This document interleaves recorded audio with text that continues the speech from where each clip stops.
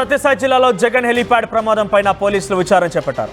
చిప్సన్ aviation private limited helicopter pilot co pilot కి నోటీసులు జారీ చేశారు. టేక్ ఆఫ్ సమయంలో ఎందుకు సమాచారం ఇవ్వలేదంటూ నోటీసులో పేర్కొన్నారు.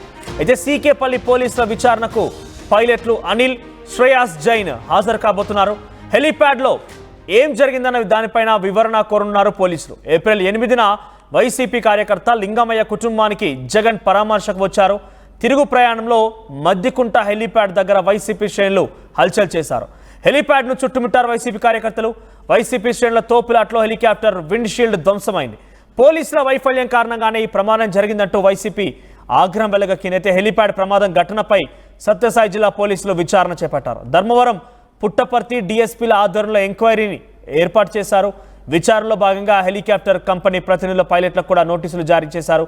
అయితే విండ్ షీల్డ్ పగిలిపోయినప్పటికీ హెలికాప్టర్ టేకాఫ్ పైన అసలు ఎటువంటి సమాచారం లేకుండా ఎలా మీరు వెళ్తారంటూ అటు పైలట్లకి అదేవిధంగా ఆ సదరు యాజమాన్యాల కంపెనీలకు కూడా ఈ నోటీసులు వెళ్ళాయి. చిప్సన్ ఏవియేషన్ ప్రైవేట్ లిమిటెడ్ అనేటువంటి ఆ కంపెనీ కూడా నోటీసులు జారీ అయ్యాయి.